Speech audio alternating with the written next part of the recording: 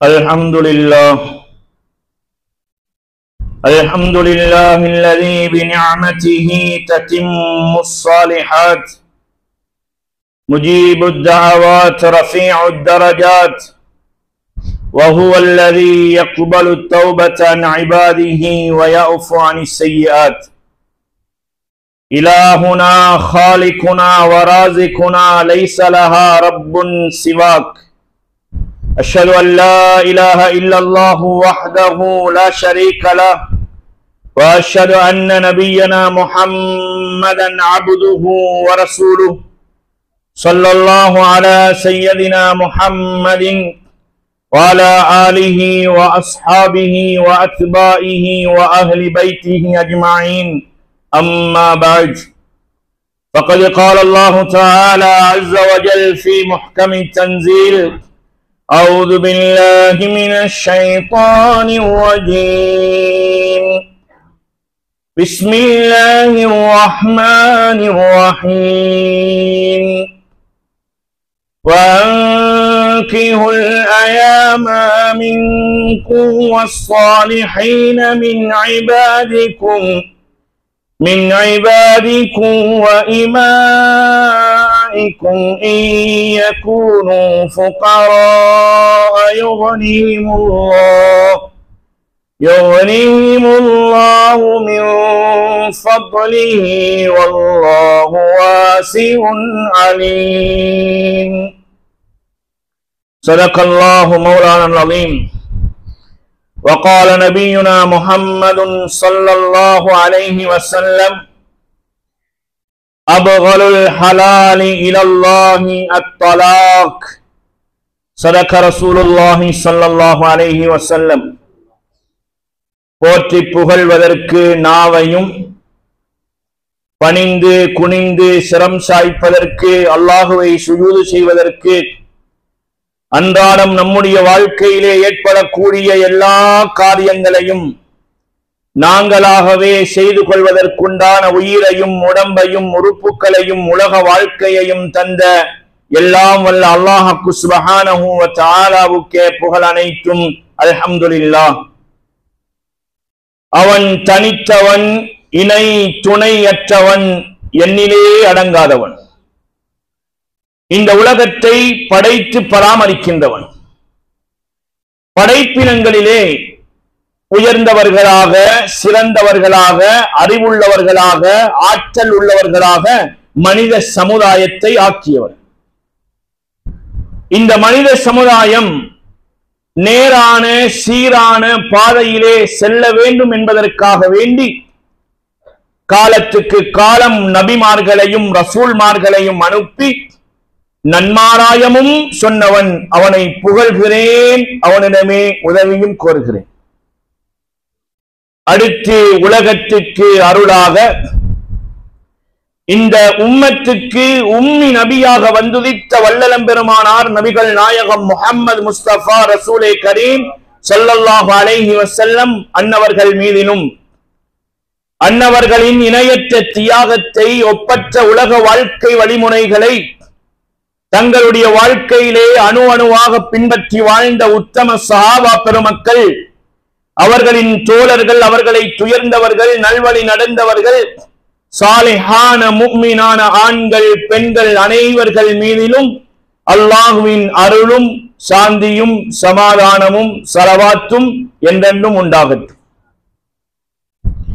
புனிதமான ஜும்ஆவின் கட்டளையை நிறைவேற்றுவதற்காக வேண்டி விடுமுறை நாளாக இருந்தாலும் தங்களுடைய வேலை வெற்றிகளை எல்லாம் விட்டுவிட்டு நேர காலத்தோடு அல்லாஹுடைய மாளிகையிலே வந்து மிக மிக அமைதியாக ஒழுக்கமாக அமர்ந்து கொண்டிருக்கும் அல்லாஹுவின் நல்லடியார்களே, என் அன்பு நிறைந்த சகோதரர்களே, பெரியவர்களே, நல்லவர்களே, சீதேவிகளே, வாலிபர்களே,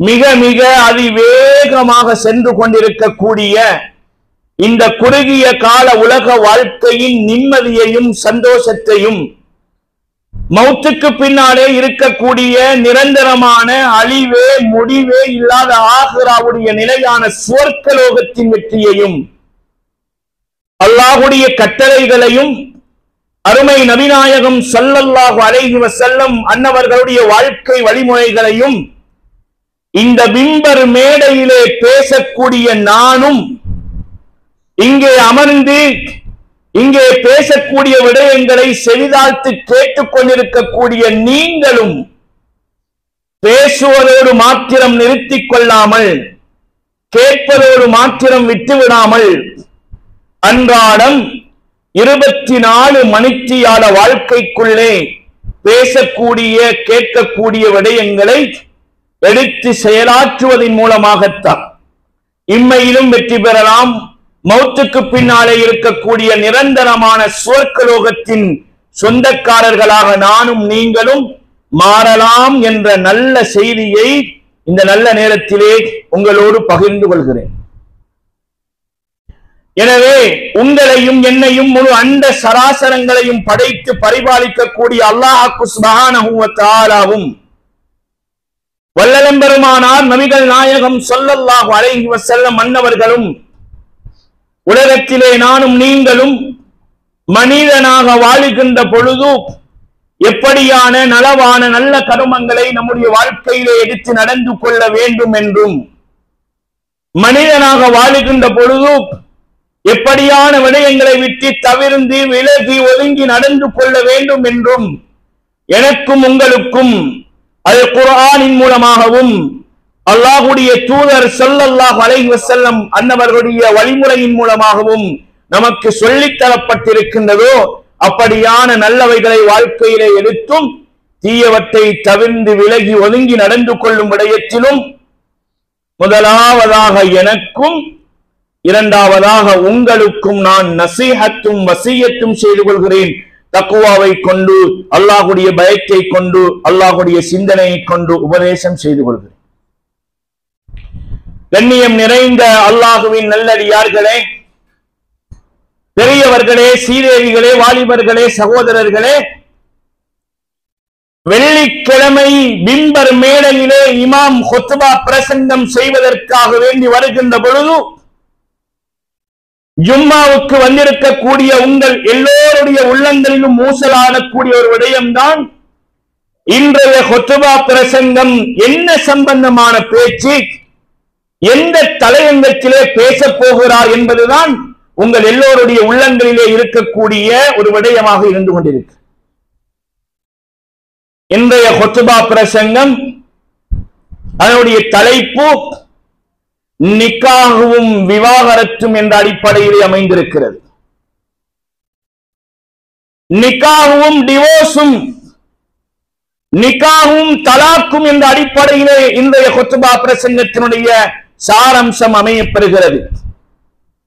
கண்ணியமான சீதேவிகளே, பெரியவர்களே, நல்லவர்களே, 1447 வருடங்களுக்கு முன்னாலே வானவர் கோமான் ஜிப்ரீல் அலைஹிஸ்ஸலாத்து வஸ்ஸலாம் அன்னவர்களின் மூலமாக வல்லல் நபி ஸல்லல்லாஹு அலைஹி வஸல்லம் அன்னவர்களுக்கு அல்லாஹ் வாழ்க்கையின் சட்டதிட்டங்களை படித்துக் கொடுத்து இதுதான் உங்களுடைய உம்மத்துக்கும் இந்த சட்டத்தை சொல்லுங்கள் என்று ஸல்லல்லாஹு அலைஹி வஸல்லம் அன்னவர்களுக்கு வஹீயின் மூலமாக இறக்கி வைத்தார்.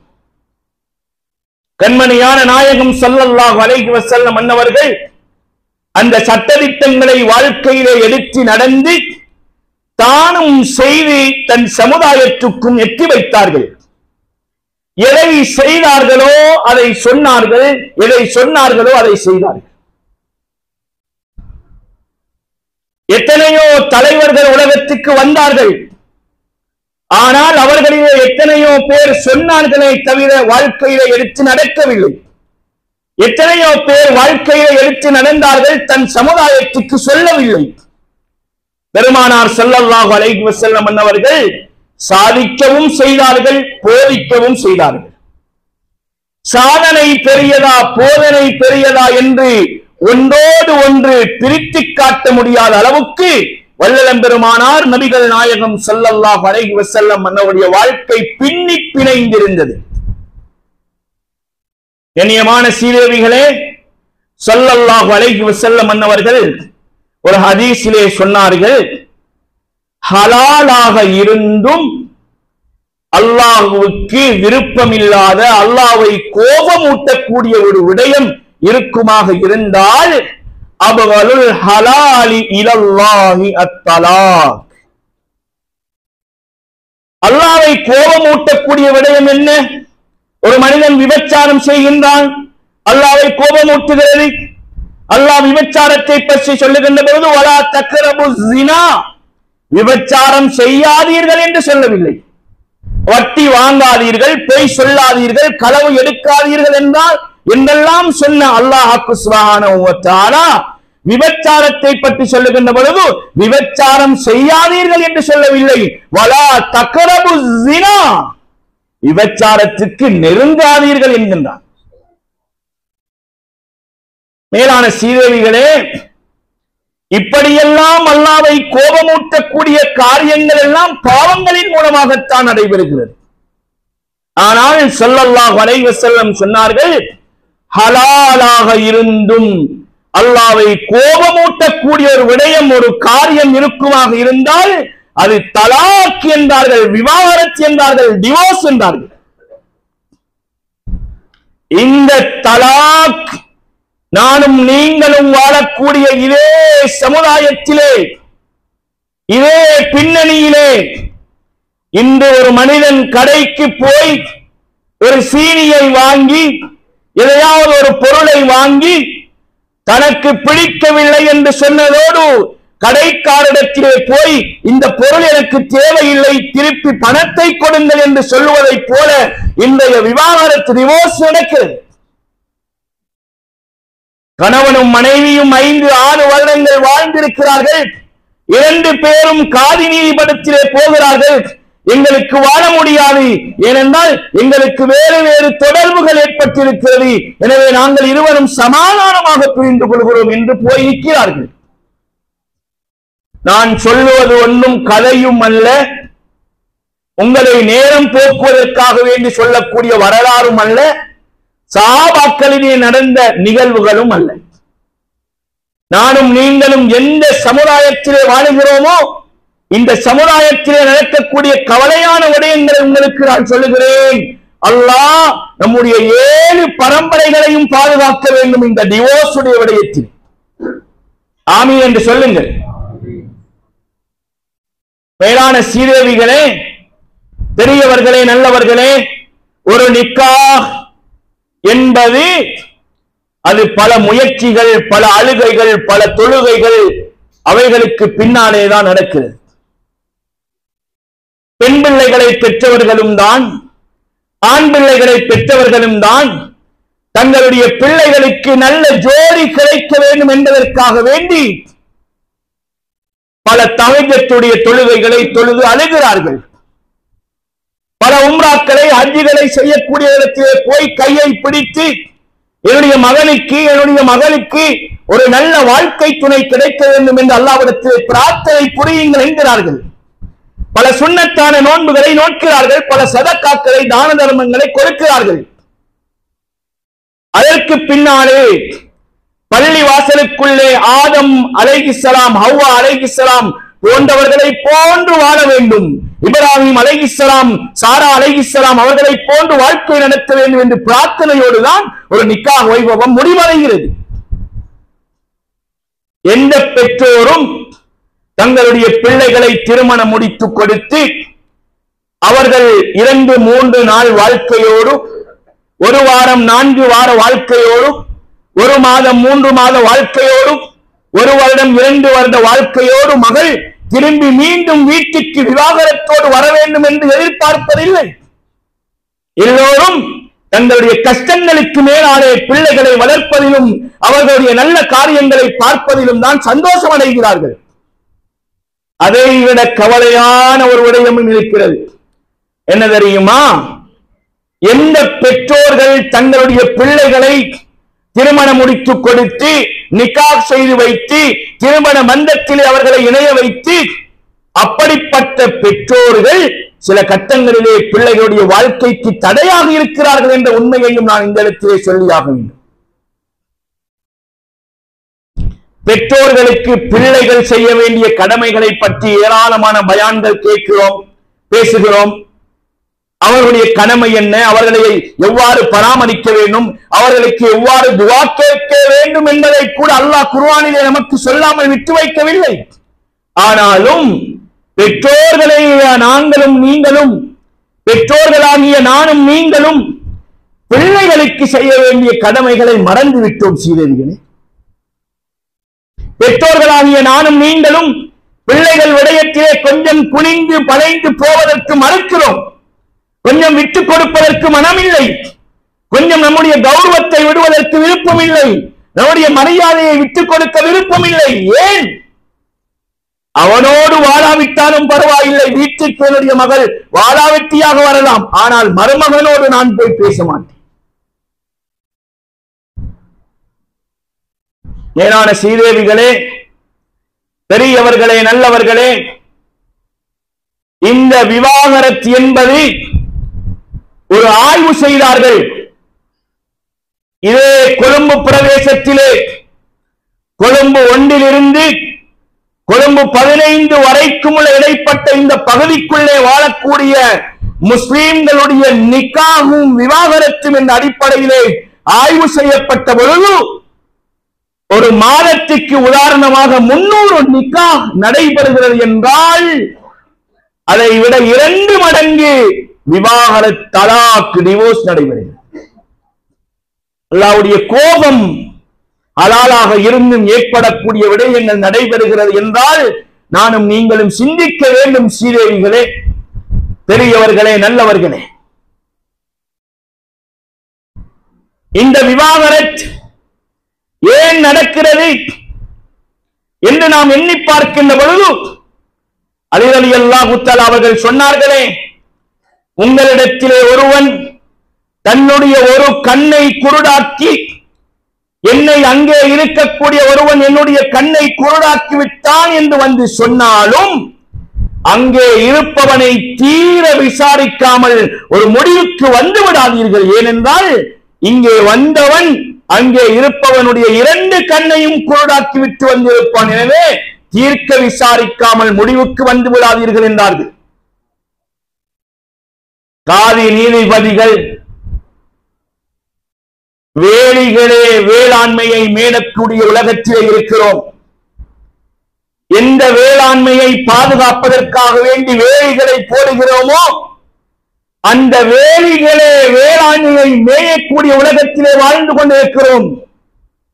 காதி நீதிபதிகள் என்பது அது சாதாரணமான விடயம் அல்ல, சாதாரணமான பக்குவப்பட்ட ஒரு விடயம் அல்ல. அந்த காதி நீதிபதிகள் என்று சொல்லக்கூடிய அந்த பட்டம் ஒரு பயங்கரமானது. காதி நீதிபதிகள் கிடைத்த உடனேயே பால்சோறு பங்கிடக்கூடிய விடயம் அல்ல. ஸல்லல்லாஹு அலைஹி வஸல்லம் சொன்னார்கள், நாளை மறுமையிலே நீதிபதிகளாக இருக்கக்கூடியவர்களிலே ஒரு கூட்டம் தான் சொர்க்கம் போவார். அல்லாஹ் பாதுகாக்க வேண்டும். மேலான நல்லவர்களே, எத்தனையோ விவாகரத்து வருகிறது. அதிலே பல காரணங்கள் இருக்கிறது. அதிலே முக்கியமான ஒரு காரணம் தான் பெற்றோர்கள் என்று சொல்லக்கூடியவர்கள், உம்மாவும் வாப்பாவும் மாமாவும் மாமி நாட்டாமை வேலை செய்து கரத்தை இழுத்து மூட்டை தூக்கி காரியங்களிலே இரவு பகலாக செக்யூரிட்டி வேலை செய்து இப்படியெல்லாம் நடத்தப்பட்ட திருமணங்கள், இப்படியெல்லாம் இருந்த எத்தனையோ நிக்காஹுகள் 2, 3, 4 ஒரு வார வாழ்க்கையிலே மகள் விவாகரத்து கேட்டு வீட்டுக்கு வருகிறார் என்றால் எவ்வளவு கவலையான விடயம் செய்வது. இப்படி எத்தனையோ குடும்பங்கள் கவலையோடு இருக்கிறார்கள் என்றால் இப்படிப்பட்டவர்களுடைய கண்ணீருக்கு நானும் நீங்களும் ஆளாகிவிடக் கூடாது. அவர்கள் கையெழுத்து பதுவா செய்ய தேவையில்லை, அவர்களுடைய மனம் நோகுதலே நமக்கு பதுவா. அல்லாஹு தஆலா அடியார்களுக்கு அநியாயம் செய்வதை அவனுக்கே ஹராமாக்கி கொண்டான். ஸல்லல்லாஹு அலைஹி வஸல்லம் சொன்னார்கள், இத்தகுல் ஸுல்ம, அநியாயத்தை பயந்து கொள்ளுங்கள். ஃபஇன்னல் ஸுல்ம, இந்த அநியாயம் துலுமாத்துன் யௌமல் கியாமா, நாளை மறுமையிலே உங்களுக்கு சுவர்க்கம் போவதற்கு அது இருளாக இருக்கும் என்றார். சொர்க்கத்தின் பாதையை அநியாயம் செய்தவர்கள் அடைந்து கொள்ள மாட்டார்கள், ஏனென்றால் அந்த பாதை அவர்களுக்கு இருளாக இருக்கும் என்றார்கள் ஸல்லல்லாஹு அலைஹி வஸல்லம் அன்னவர்கள். கண்ணியமான சீதேவிகளே, பெரியவர்களே, நல்லவர்களே, டிவோர்ஸ் என்று வரக்கூடிய எத்தனையோ விடயங்களை பார்க்கின்ற பொழுது, சிலரை விசாரிக்கின்ற பொழுது அவர்கள் சொல்லுகிறார்கள், எனக்கும் என்னுடைய கணவனுக்கும் ஒரு பிரச்சனையும் இல்லை, நாங்கள் இருவரும் சேர்ந்து வாழவே விரும்புகிறோம்.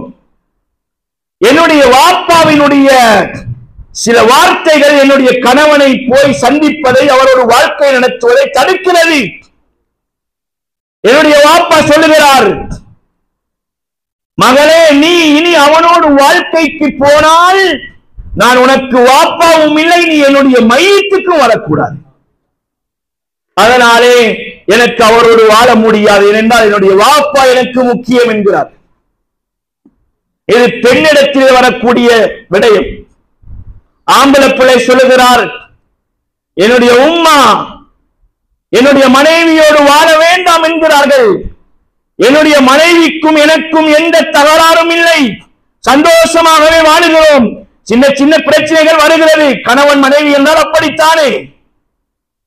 ஆனால் என்னுடைய உம்மா சொல்லுகிறார், மகனே, நீ அவளோடு வாழக்கூடாது, அதனாலே நாங்கள் பிரிந்து வாழுகிறோம் என்கிறார்கள்.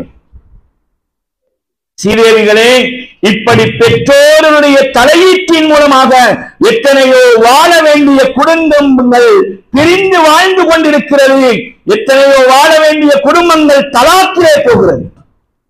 இப்படியெல்லாம் அல்லாஹ்வுடைய கோபத்தை நாம் சந்தித்தால் நாளை மறுமையிலே நம்முடைய நிலை என்ன? சீதேவிகளே, நம்முடைய பிள்ளைக்காக வேண்டி நம்முடைய கௌரவத்தை விட்டுக் கொடுக்க முடியாதா? நாம் 1000 வருடம் வாழ வந்தவர்களா? இந்த உலகத்திலே 1000 வருடத்தை விட அதிகமாக வாழ வந்தவர்களா? நம்முடைய முதற்கு முன்னாலே வாழ்ந்தவர்கள் எத்தனையோ பேர் எங்கு போய்விட்டார்கள்? மண்ணறையிலே போய் இருக்கிறார்களே. சீதேவிகளே, நாம் இந்த கணம் மௌத்தாகிவிட்டால் நம்மை கொண்டு போய் மண்ணறையிலே மண்ணை போட்டு விட்டு வந்து விடுவார்களே. நம்முடைய ஆணவம் எங்கே? அகம்பாவம் எங்கே? கௌரவம் எங்கே?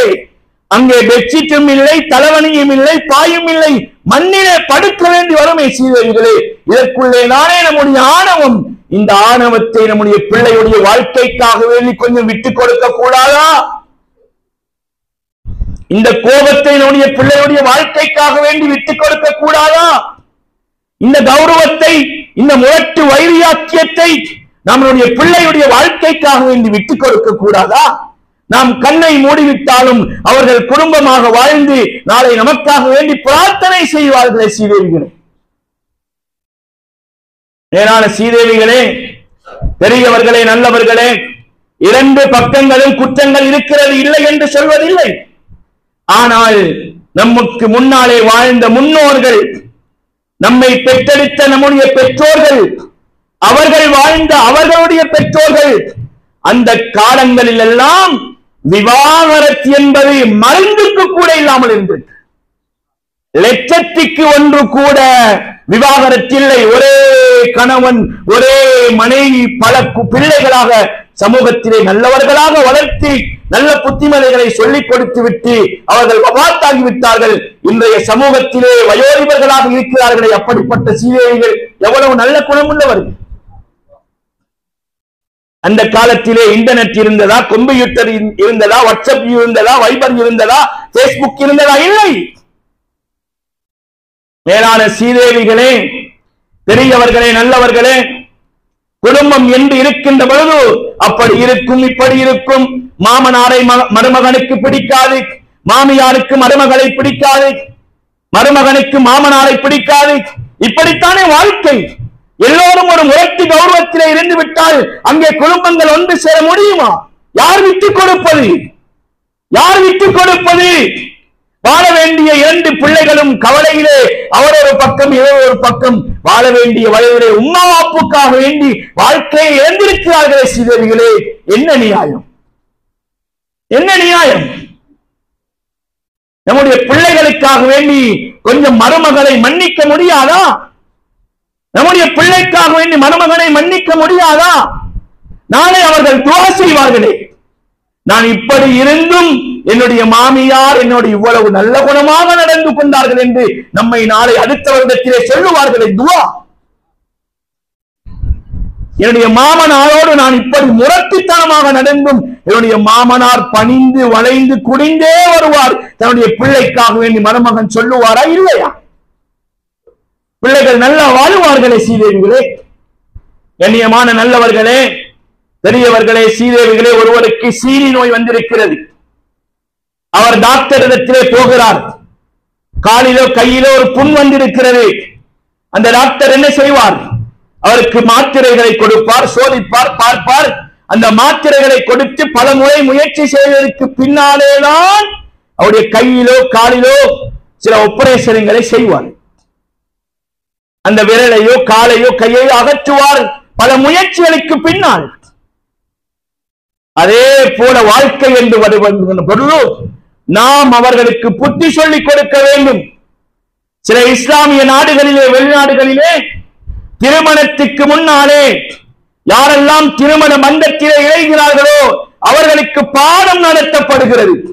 திருமணம் என்றால் என்ன, மாமியார் வீட்டிலே போய் எப்படி நடந்து கொள்ள வேண்டும், கணவனோடு எப்படி நடந்து கொள்ள வேண்டும், மாமனார் என்பவர் யார், அவர் என்னுடைய தகப்பன், மாமியார் என்பவர் யார், தாய்க்கு அடுத்த கணம் என்ற விடயங்கள், வாழ்க்கை பாடங்கள் கற்பிக்கப்பட்டுத்தான் அவர்களுக்கு கல்யாண பந்தம் என்ற இணையத்திலே அவர்கள் இணைக்கப்படுகிறார்கள், சான்றிதழ்கள் வழங்கப்படுகிறது. அப்படியான நிலைமைகள் நம்முடைய நாட்டிலும் முஸ்லிம் கிராமங்களிலே பள்ளிவாசல்களிலே நடைமுறைப்படுத்தப்பட வேண்டும். பொறுப்புதாரிகள் ஆலோசனை செய்யுங்கள். எல்லாம் செய்கிறோம், விலை உயர்ந்த கார்டு அடிக்கிறோம், விலை உயர்ந்த திருமண மண்டபங்களை ஹோல்களை புக் பண்ணுகிறோம். ஆனால் பிள்ளைகள் நாளை வாழ வேண்டிய வாழ்க்கை திட்டம் பாடங்களை சொல்லிக் கொடுக்க மறந்துவிட்டோம். அதனாலே மகள் 3 நாள் 4 நாள் 10 நாள் 1 மாத வாழ்க்கையோடு விவாகரத்து கேட்டுவர். யார் ஊர் பேர் தெரியாதது என்பதனாலே சொல்லுகிறேன். ஒரு இடத்திலே ஒரு டிவோர்ஸ் நடந்தது, ஒரு தலாக்கு நடந்தது. அவள் ஒரு ஆளின் முதலிரவிலேயே அந்த பெண் சொல்லியிருக்கிறாள், எனக்கும் உங்களுக்கும் எந்த விதமான தொடர்புகளும் முடியாது கல்யாண முதலாவது இரவிலே. ஏனென்றால் நான் ஒருவரை காதலிக்கிறேன். கலை அல்ல சீதேவிகளே, கவலையோடு சொல்கிறேன். இப்படியெல்லாம் இருந்தால் ஏன் சீரழிவுகள், ஏன் நிக்கா பள்ளிவாசலுக்குள்ளே, எதற்காக வேண்டிய வலிமா விருந்துகள், ஏன் செலவுகள் முயற்சிகள்? அப்படி இருந்தால் தேடி பார்த்து ஒப்பந்தம் செய்து அப்படிப்பட்டவர்களுக்கு நீங்கள் முடித்துக் கொடுங்கள், பரவாயில்லை.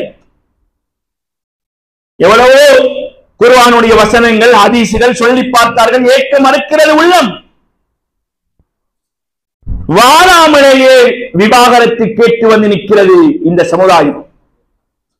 ஆலிமுடைய நிலை என்ன, அவருடைய செலவுகள் என்ன, பெண் வீட்டார்கள் செலவழித்த செலவு என்ன, இதற்கு போயா இப்படி செலவு செய்தார்கள்? இப்படியும் நடக்கிறது. எனவே பெற்றோர்களே, பிள்ளைகளுக்கு செய்ய வேண்டிய கடமைகளை மறந்து விடாதீர்கள். பிள்ளைகளை கண்காணிப்பதிலே உற்று நோக்குங்கள். அல்லாஹ் தந்த அந்த செல்வ பாக்கியங்களை நாம் ஏதோ தானோ என்று வாழ்ந்து விட்டால் நாளை மறுமையிலே அதற்கு கேள்வி கணக்கு இருக்கிறது. எனவே அல்லாஹு தஆலா நம்முடைய 7 பரம்பரைகளையும் இந்த தலாக் என்ற விவகாரத்திலிருந்து பாதுகாப்பானார்.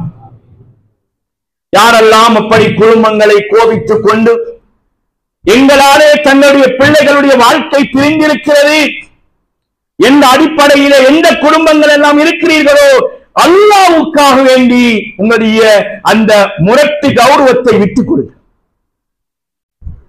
கொஞ்சம் தனிமையிலே இருந்து யோசியுங்கள். நான் சொல்லக்கூடிய விடயத்தை யாரும் இல்லாத நேரத்திலே உங்களுடைய அறையிலே அல்லது பள்ளிவாசலிலே ஒரு தனிமையிலே இருந்து என்னுடைய ஒரு சின்ன கோபத்தினாலே என்னுடைய மகள் வாழ்க்கையை இழந்திருக்கிறாரே, இது நியாயம் இல்லையே, ஒரு மன்னிப்பு கேளுங்கள். என்னுடைய சக்கராத்திலே யார் வருவார்கள் சீதேவிகளே? என்னதான் குடும்பமோ மனைவியோ பிள்ளைகளோ இருந்தாலும் நம்மை மண்ணறையிலே தூக்கி சென்று அடக்கம் செய்துவிட்டு வெகு சீக்கிரத்திலே திரும்பி விடுவார்கள். அதைவிட வயதிலே குறைந்த ஒருவர் மௌத்தாகிவிட்டால் நம்மை மறந்து விடுவார்கள். அவரை பற்றி பேசுவார்கள், சொல்லுவார்கள், இவராவது வாழ்ந்து திருமணம் செய்து கல்யாணம் முடித்து பிள்ளைகளை பெற்று பேர பிள்ளைகளையாவது கண்டு மௌத்தாகி இருக்கிறார், இவர் திருமணம் இல்லாமல் வாலிபத்திலே மௌத்தாகி இருக்கிறார் என்று எம்மை மறந்து அவரை பற்றி பேசுவார். இதுதான் உலகம். யாரையும் குறை குற்றம் சொல்ல முடியாது. எனவே சீதேவிகளே, ஹலாலாக இருந்தும் அல்லாஹ்வை கோபமூட்டக்கூடிய இந்த டிவோர்ஸ், இந்த விவாகரத் தலாக் சமூகத்திலே அதிகமாக இருந்து கொண்டிருக்கிறது. அல்லாஹ்வுடைய தண்டனை வரும். அந்த நேரத்திலே ஆயிஷா ரலியல்லாஹு அவர்கள் கேட்கிறார்களே, யா ரசூலல்லாஹ், நல்லவர்கள் வாழுகின்ற பொழுதும் அல்லாஹ்வுடைய சோதனை வருமா? ஸல்லல்லாஹு அலைஹி வஸல்லம் என்ன சொன்னார்கள்? ஒரு மஹல்லாவிலே, ஒரு ஊரிலே தஹஜ்ஜத் தொழுகிறார்கள், பள்ளிவாசல் இருக்கிறது, ஜும்மா நடக்கிறது, வராது என்று சொல்லவில்லை. பாவங்களை நன்மைகளை விட பாவங்கள் மிகைத்து விட்டால் அல்லாஹ்வுடைய சோதனை வரும். அல்லாஹ்வுடைய ரஹ்மத் ஏற்படக்கூடிய விடயங்களை விட அல்லாஹ்வை கோபப்படுத்தக்கூடிய விடயங்கள் அதிகமாகிவிட்டால் அல்லாஹ்வுடைய தண்டனை வரும். எனவே காதி நீதிமன்றங்கள் சனிக்கிழமையிலே போய் பாருங்கள்.